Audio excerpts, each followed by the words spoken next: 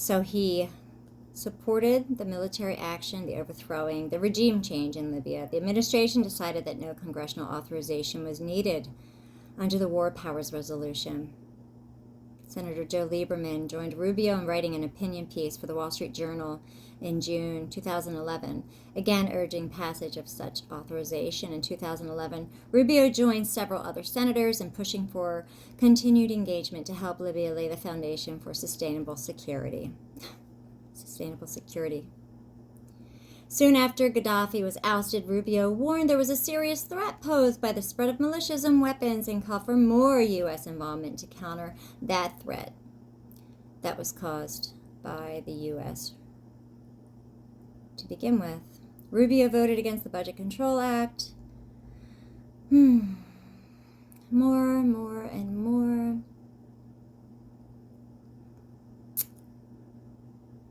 Part of the Gang of Eight, senators that crafted comprehensive immigration reform legislation. Rubio proposed a plan providing a path to citizenship for undocumented immigrants. Of course he did. Of course he did. Because that's where he came from. That was his upbringing. Those are his roots. Involving payment of fines and back taxes, background checks, and probationary period. That pathway was to be implemented only after strengthening border security. Well, at least he had that right. Rubio was chosen to deliver the Republican response to President Obama's 2013 State of the Union address, and I laugh about this because, do you remember the debates and that whole skit that Trump did? You know, you do have to give Trump credit. He's a very funny man. That was hilarious. Oh, here's another one. Rubio voted against publishing the Senate Intelligence Committee report on CIA torture. He voted against it. In 2016, Rubio said that the U.S. should find out everything they know from captured terrorists and should not telegraph the enemy what interrogation techniques we will or won't use. Wow. Co-sponsored bills on issues ranging from humanitarian crisis in Haiti. The humanitarian crisis in Haiti. By that, do they mean when the Clinton Foundation and all those other aid organizations were going in and stealing and raping the children and women with their food? You know, what was it called? The food for sex campaigns that they had there. Let's see. What else? He co-sponsored bills pro-Ukraine. So he's a fan of Zelensky, the president and actor of Ukraine. Okay, interesting. Pro-Israel and pro-Zelensky. Pro-CIA torture being kept secret. What else? What else?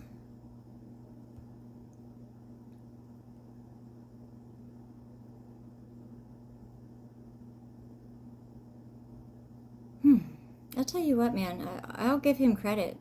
This is a hard-working, determined individual. Here's a nice little picture of him and his good friend. I like the interesting look that Netanyahu has on his face. Wow. Okay. This goes on to say how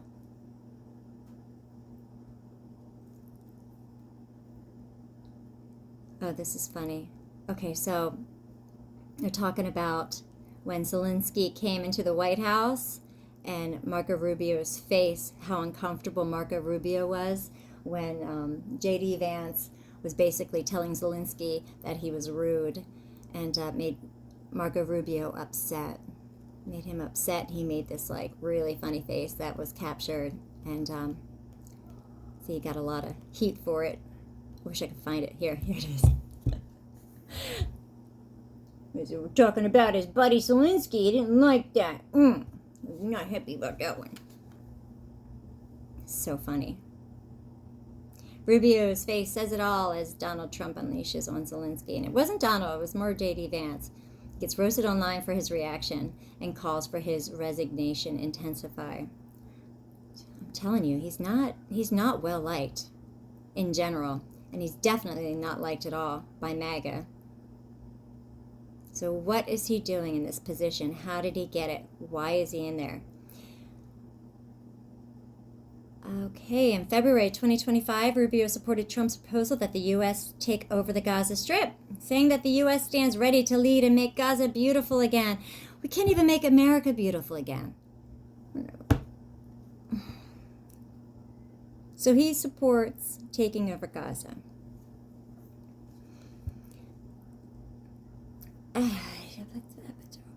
Refocus. We're looking at Gaza and we're going to get that taken care of, Trump said. A lot of people are starving.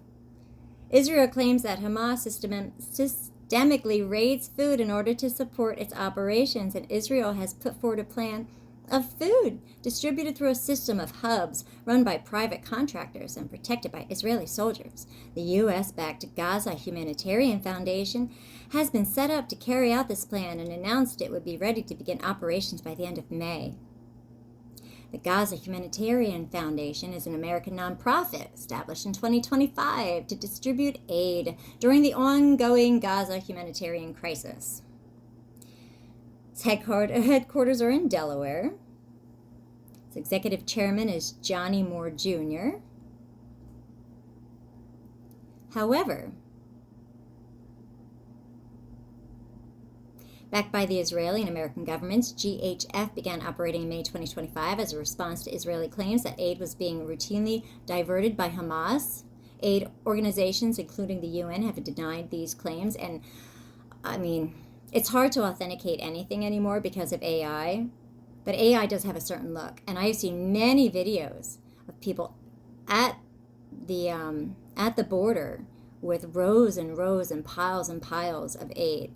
We're talking about like dozens of flats of baby food, and it's just been sitting there rotting. So I'm going to have to call BS on this. It says here, it's Hamas. It's all Hamas's fault. The functioning of the organization has been marked by repeated mass killings in the vicinity of GHF distribution sites. As of the 15th of August, 2025, the UN Office of the High Commissioner for Human Rights reports that of the 1,760 Palestinians killed since the 27th of May while seeking food, 994 were killed in the vicinity of GHF sites. The attacks have been attributed to the Israeli Defense Forces, by the OHCHR, Gaza officials, and witnesses. U.S. contractors with the GHF were also filmed shooting Palestinian civilians, and according to former staff, its organizational culture dehumanizes aid seekers and imposes few controls on the behavior of contractors. The GHF and the IDF have repeatedly denied responsibility for deaths, of course. Well, that's what we do, saying that they were only warning shots. Wow. And look at that. Violating humanitarian norms by forcing 2 million Palestinians into overcrowded and militarized zones and subjecting aid seekers, to almost daily attacks. They demand that the GHF be immediately closed. And that's how Palestinians are reacting to our aid. They're begging us to get the hell out. Excuse my language. Get out. Because instead of helping them, we're shooting them. This is unbelievable. And Rubio supports all of this. Wow. GHF is led by Executive Director John Acri, a former USAID manager. Well, there you go. There you go. Rubio was his boss. And Executive Chairman Johnny Moore, an American evangelical leader, of course. USAID official and 3 corporate executives plead guilty to decade-long bribery scheme involving more than $550 million in contracts. 2 companies admit criminal liability for bribery scheme and security fraud. And this is under Marco Rubio at USAID. Waste and abuse runs deep. And this is the White House. This is the White House. Let me read to you what they discovered about USAID and why they shut it down. $15 million to advance diversity, equity, and inclusion in Serbia's workplaces and business communities. $70,000 for production of a DEI musical in Ireland. $2.5 million for electric vehicles for Vietnam. $47,000 for a transgender opera in Colombia. $32,000 for a transgender comic book in Peru. $2 million for sex changes and LGBT activism in Guatemala. $6 million to fund tourism in Egypt. Hundreds of thousands of dollars for a nonprofit linked to designated terrorist organizations. Wow, Marco Rubio, your USAID is really quite the scandal, isn't it? Politico states that one of the fiercest exchanges came over Israel. Trump insisted that though he's pro-Israel, he would remain a neutral he's really neutral. Arbiter in negotiations for peace with Palestinians. The Palestinians are not a real estate deal, Rubio said. A deal is a deal, Trump replied. A deal is not a deal when you're dealing with terrorists, Rubio countered. Rubio is crossing his fingers that his barbs don't come too late, that Trump's strong trajectory heading into Super Tuesday when a dozen states go to the polls can be disrupted in time to prevent him from building an insurmountable delegate lead. Okay, so this must be really old, this one here. Senator Rubio reacts to former Trump's debate performance. Okay, so this is going back. We're going back a little while here. Okay, yeah. This is during the 2016 presidential race when Marco Rubio declared that Donald Trump is a con man. So he's working for a con man now. He must be proud. Trump on Thursday appointed Rubio as interim national security advisor to replace Mike Waltz. We know all this. Okay, in an interview with CNN in 2016, Rubio compared Trump to a third world strongman and questioned MAGA supporters. So I guess that's why MAGA supporters don't really care for him very much, huh? Marco Rubio's base says it all. That was back going to the Zelensky. And here we go. This is a little bit of information here about the HR 867, by the way. There are so many Republican supporters of this bill. So many co-sponsors. Republican from New York, Democrat Jared Moskowitz from Florida, Maria Salazar, Republican from Florida, Joe Wilson, Republican South Carolina, Brian Babin, Republican Texas, Don Bacon, Republican of Nevada, Juan Ciscomani, Republican Arizona, Brian Fitzpatrick, Republican Pennsylvania, Josh Gottheimer, Democrat New Jersey, Abraham Hamada, why are these people's names so difficult? Republican Arizona, David Kustoff, Republican Tennessee, Joseph Morell, Democrat New York, Derek Schmidt, Republican Kansas, Claudia Tenney, Republican New York, Randy Weber, Republican Texas, Donald Davis, Democrat North Carolina, Chuck Charles Fleischman, Republican Tennessee, Mike Herodopoulos, Republican Florida, Brian Jack, Republican Georgia, Peter Stauber, Republican Minnesota, Ben Klein, Republican Virginia, Laura Gillen, Democrat New York, Mike Flood, Republican Nevada, Mark Messmer, Republican Indiana, Elise Stefanik, Republican New York, and of course the man who sponsored the bill, can't forget about him, Lawler. That's a lot of dirty politicians. That's a lot. And a lot of Republicans. A lot of Republicans are compromised. I think we need to come to the conclusion at some point that our entire Congress is compromised. And we really need to work on a clean slate next election. We really do. We really need to start getting these people out and getting some fresh faces who haven't been bought out by Israel and haven't been blackmailed or anything yet, you know. It's unbelievable. Looks like the falling out between Trump and Musk might have had to do with Mark Rubio. This article states that Marco Rubio was incensed. Here he was in the cabinet room of the White House, the Secretary of State, seated beside the president and listening to a litany of attacks from the richest man in the world. Seated diagonally opposite across the elliptical mahogany table, Elon Musk was letting Mr. Rubio have it, accusing him of failing to slash his staff. "You have fired nobody," Mr. Musk told Mr. Rubio, then scornfully added that perhaps the only person he had fired was a staff member. Blah, blah, blah. Looks like Trump took Rubio's side on that one. And that might be why they fell out and we just didn't know about it. Mr. Musk was unimpressed. He told Mr. Rubio he was good on TV, with the clear subtext being that he was not good for much else.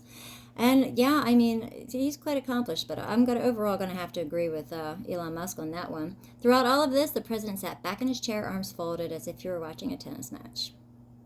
And then Mr. Trump has to intervene and say, Mr. Rubio is doing a great job. You know who else he says that about a lot? Pam Bondi. Yeah. Okay.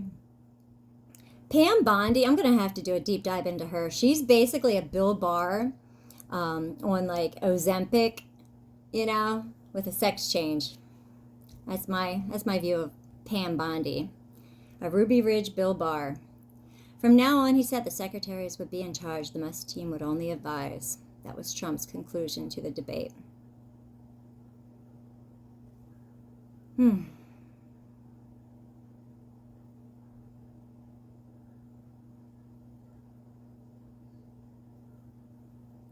Now, this is interesting. Time magazine talks about his mother, how she dreamed of being an actress when she grew up, and she was a girl in Cuba. Here it goes on to say, that's why on the morning of December 21st, she called her youngest son, Marco Antonio Rubio, the 41-year-old senator from Florida, and great Hispanic hope of the Republican Party, or as she calls him, Tony. She got his voicemail, and this is what she said. Tony, some loving advice from the person who cares for you most in the world. She said in Spanish, don't mess with the immigrants, my son. Please don't mess with them. She reminded him that undocumented Americans, los pobrecitos, she called them, the poor things, work hard and get treated horribly. They're human beings just like us, and they came for the same reasons we came, to work, to improve their lives, so please don't mess with them. End quote. Oh boy, okay. He wrote a book. Okay, this is that, yeah. This is one of his big lies here. He wrote in his book that he was a son of exiles, saying that his parents came over to escape Castro. When obviously it came out that that was a big fat lie. His parents were not exiles. They came over what appears to be illegally, without visas. They were not refugees, it would appear. And it was before Castro was in office. In fact, he specifically wanted to distinguish between his family's experience and that of immigrants, stressing that the exile experience is different than the immigrant experience. But exiles are immigrants, so I don't even know what that means. When people found out he was apparently embellishing details of his personal origin story for political gain, they were understandably offended. Okay, so then he's a known liar. Wow. Here, the Florida Democratic Party on June 24th of 2016 wrote an article with the heading, That Time Marco Rubio Pretended His Parents Fled from Castro for Political Gain. It's a good title. As the Washington Post revealed, Marco Rubio's family story embellishes facts. Instead of fleeing Cuba following Castro's takeover, his family immigrated to the U.S. on a commercial flight in 1956, well before Castro took Cuba, and returned back to visit several times, because he also goes on to say how they were never able to return to their homeland. Wow. Oh my gosh. Why do these people lie about things that are so easily disproven?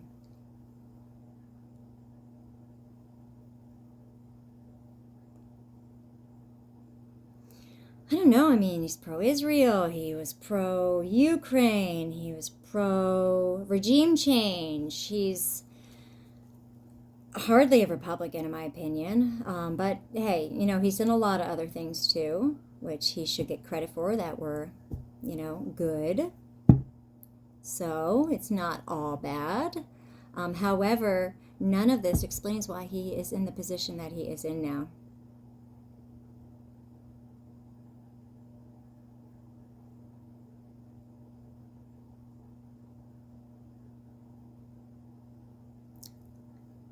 I don't know, you guys. What do you think? What do you think about Marco Rubio?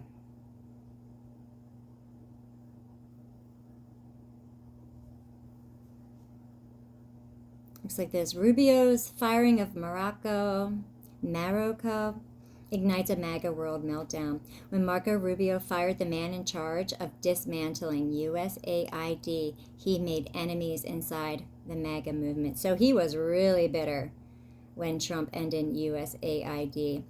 But he ended up on top, didn't he? Oh, look at this. Al Jazeera calls him the shapeshifter. That's kind of funny. Yeah, I mean, I guess he is. I don't know. If anybody knows why this man is fourth in line for the presidency, for an administration that does not like him, and which he does not like either, please put in the comments below, because I am super confused still.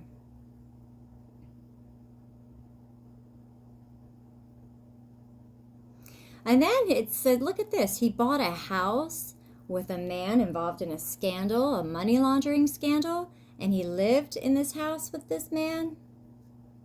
What?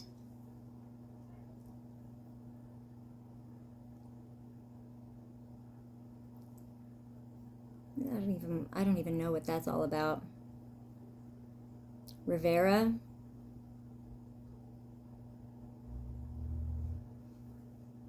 It looks like in 2006 and in 2005 he was caught using the Republican Party of Florida American Express card for personal charges, plane tickets and groceries. Again in October of 2006. Interesting. And then finally, 6 years later, the Ethics Commission clears him of wrongdoing. 6 years. Looks like 2011 was when Washington Post reported his lies in his book about his family and their immigration. 2016 is when he made his remarks about on an interrogation techniques for captured terrorists. There's pro-CIA secrets. In March 2025, Rubio bypasses Congress to send arms to Israel. Marco Rubio bypassed Congress by issuing an emergency declaration to send Israel a $4 billion shipment of arms. Okay, what is going on with Israel? We have got to get to the bottom of this. Everything leads to Israel. Everything. Rubio announces in June 2025 sanctions on International Criminal Court judges for targeting, again, Israel. I guess just go ahead and write in the comments, Israel. I think we know what's going on here. I think we know. And I think it involves a lot of people in very, very high places being compromised and blackmailed. You know, another thing that really put up a red flag with Marco Rubio. Now, Tulsi Gabbard, if you don't know who she is, she was a DNC whistleblower back in the day of the 2016. She came forward about how the DNC was manipulating, well, everything really, just to push Bernie Sanders out and shove Hillary Clinton front and center. She came out, she blew the whistle about them back then, and I've actually had a lot of respect for her ever since. She's anti-war.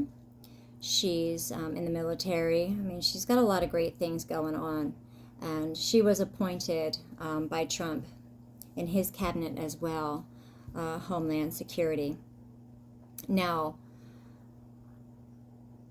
Tulsi Gabbard declared that Iran was not building nuclear weapons. However, Marco Rubio declared that they were. And can you guess whose side Trump was on? He went against his own director of Homeland Security, and he sided with Rubio. And then he went ahead and he bombed Iran. That was another red flag. I really didn't understand that. Now here, this is more information about that Rivera guy. Former Republican Representative David Rivera of Florida was indicted on Wednesday for allegedly failing to register as a foreign agent for Venezuelan media mogul Gorin, a sanctioned billionaire accused of embezzling state funds. Okay. Prosecutors allege Rivera received $5.5 million from Gorin. Interesting. And this was Marco Rubio's roommate. Bought a house together because they worked together. Interesting. I don't know, guys. Let me know what you think in the comments. I bet we could learn a lot more. But again, my head is about ready to explode. You know, there is one other thing. Let me see if I can find it. Bear with me.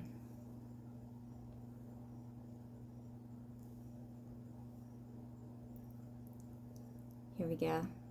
I'm getting there, I think. If I can find it. I'm trying really hard. Okay. They want us to forget this stuff. I don't want us to forget.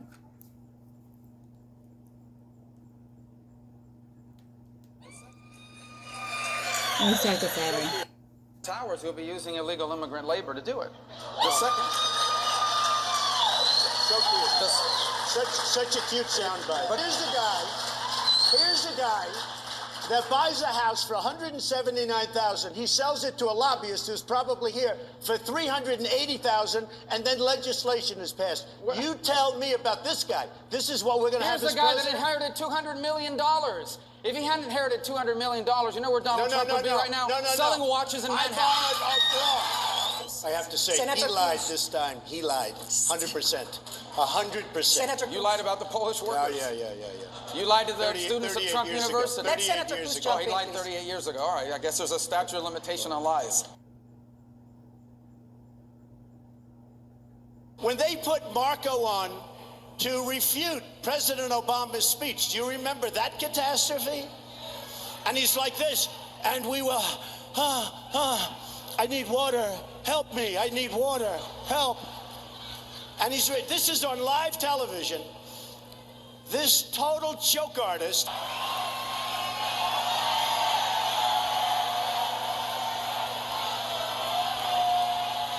It's Rubio.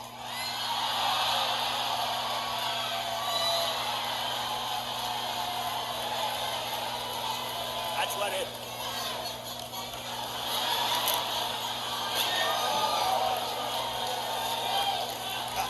Unbelievable. Now, if you're not sure exactly what he's referring to there, let me see if I can pull it up for you real quick. It's kind of funny. Give me one sec. Sorry for the delay. It's pretty funny. In a short time that I've been here in Washington, nothing has frustrated me more than false choices like the one the president laid out tonight. Sorry. The choice isn't just between big government or big business. I mean, come on, you What have we to need is an admit, accountable, efficient, and effective government. Trump can be funny. Anyway, let's see here. We should really figure out what to do about this problem with Israel. We really do need to.